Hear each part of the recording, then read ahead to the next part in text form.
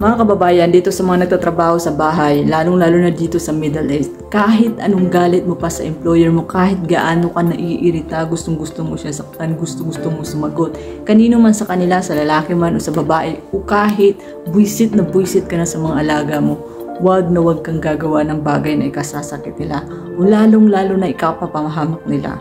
Dahil ang ikakapapahamak nila ng mga alaga mo, ng employer mo, na ikaw ang dahilan, ay siya rin ikakapahamak mo. Hay nako. Hindi pa nga natapos yung kabayan dito na ng hold up, panibagong problema na naman ang dala ng isa nating kabayan sa Kuwait na nagtatrabaho sa bahay.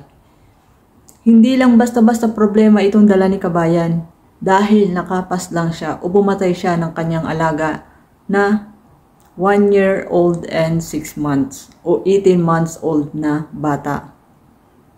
Alam naman natin dito sa Middle East na kapag buhay ang kinuha, buhay din ang kapalit. Ayon sa investigasyon, ito nga si kabayan ay nairita daw sa bata dahil masyado daw itong maingay kung kaya't nilagay niya ito sa automatic washing machine.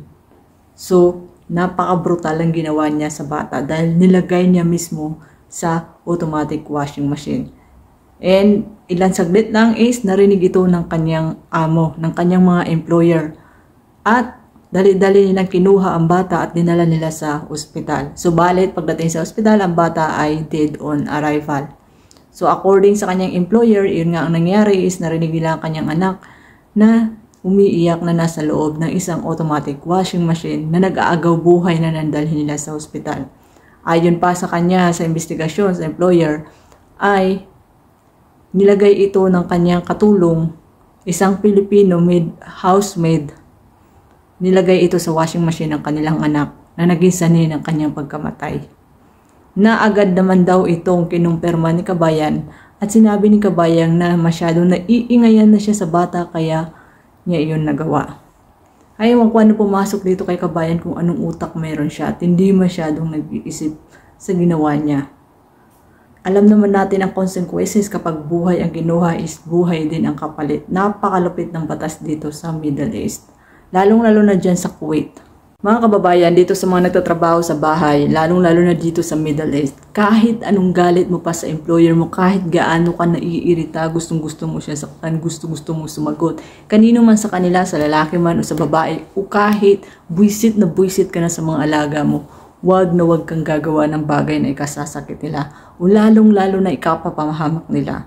Dahil ang ikakapapahamak nila ng mga alaga mo, ng employer mo, na ikaw ang dahilan, ay siya rin ikakapahamak mo. O katulad nitong kay kabayan, sabihin na nating aksidente yung nangyari. Kasi inimbestigahan pa, aksidente yung nangyari, hindi niya namalaya na gumapang yung alaga niya doon sa washing machine. Kasi may dalawang klase ng washing machine. Yung isa patayo na automatic washing machine at yung isa is pahiga. Imalay natin yung washing machine nila is pahiga. So sabihin na natin na hindi niya napansin na gumapang doon ang bata. Pero nung iunan niya yon, natural makikita niya o maririnig niya na may umiiyak na bata. So bakit hindi niya tinulungan? Bakit hindi siya gumawa agad ng paraan kung hindi niya sinadya talaga na ilagay doon ang bata? Ngayon kung ang washing machine ni kabayan ay patayo, yung standing washing machine automatic, nakalak pa yun, hindi mo yun basta-basta mabubuksan kasi nakalak yun. Sabihin na natin ganun, ibig sabihin sinadya ni kabayan na ilagay doon ang bata. Ngayon kahit anong galit mo sa employer mo, wag na wag mong idadamay ang alaga mo. Kahit buwisit na buwisit ka na, lalo na sa amo mong babae kung bungangera, wag na wag mong idadamay ang bata, lalo na ang isang infant o kahit sino pa man sa mga alaga mo. Dahil wala yung kasalanan, anong laban ng bata sa'yo?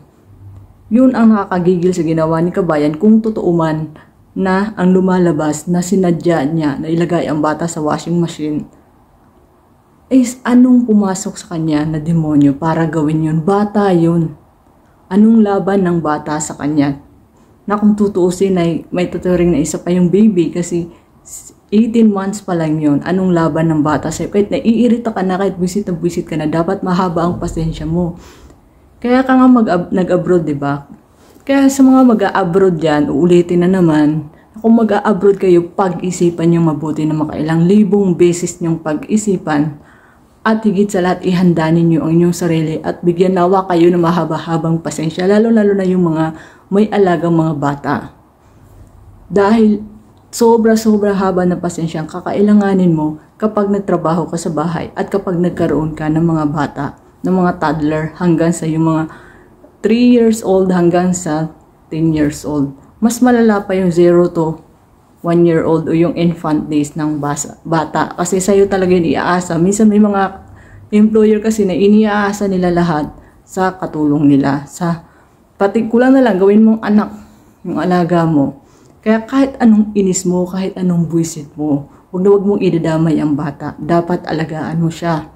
Dapat ilayo mo siya sa makakapahamak sa kanya dahil kung anumang ikasasakit noon is maibabalik din yun sa'yo.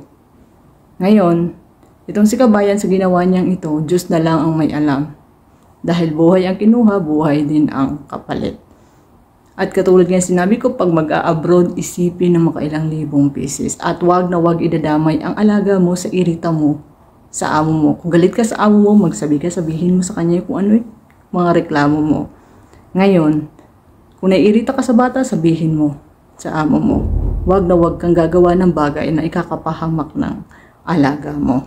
Dito kay Kabayan, hindi ko alam kung anong problema niya at nagawa niya ang ganong klase sa batang walang kalaban-laban. Ngayon, mga kababayan, sinasabi ng iba na kaya ginawa yun ni Kabayan ay depressed siya, stress siya, o may mga pinagdadaanan na problema sa Pinas at problema sa buhay niya. Sabihin na natin depressed siya.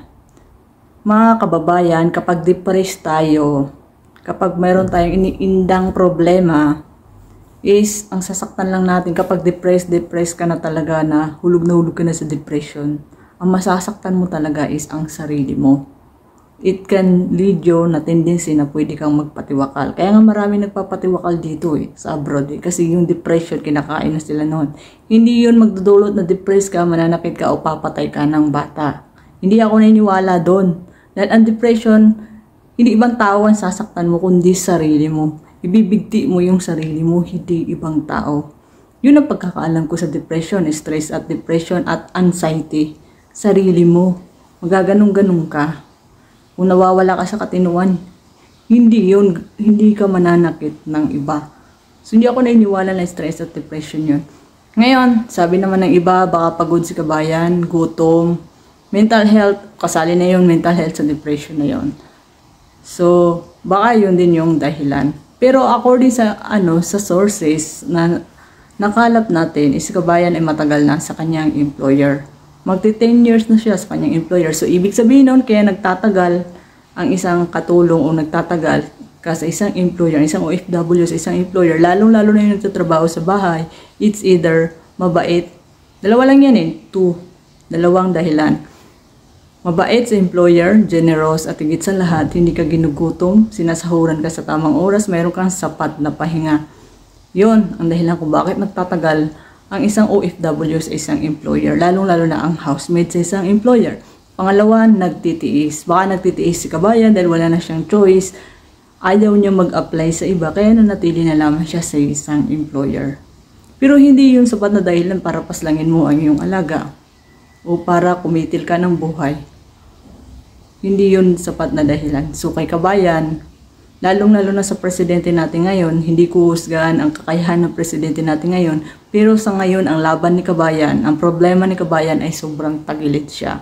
Lalong-lalo na nung sinabi ng mga pulis na kinumpirma, inamin mismo na nairita siya, nabuwisit siya, naingayan siya, kaya nilagay niya sa washing machine ang bata. Yun ang pinakamalaking laban ng employer niya sa kanya. Yun ang magagamit laban sa kanya. Lalong-lalo na kapag walang CCTV yung bahay o dinelete ang CCTV. Example lang, nangyari ito bilang isang aksidente na gumapang doon ng bata. So, ibig sabihin, madidipinsan pa ni Kabayan ang sarili niya.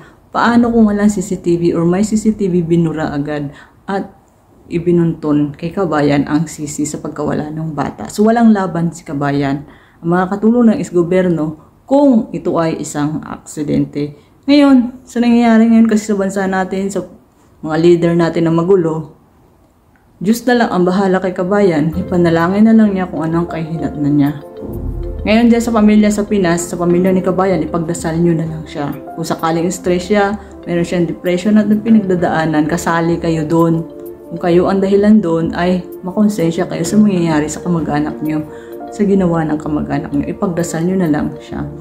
So para dyan sa mga nagtatrabaho sa bahay, please, kahit anong galit nyo, kahit anong buwisit nyo, o kahit anong pagmumura nyo sa amo nyong babae, lalo na yung amo babae talaga, yun yung masakit sa mata natin minsan, yung lalo ng bungangera. Kahit anong galit nyo doon, huwag nyo ibubunto ng galit nyo sa amo nyong babae, sa alaga nyo.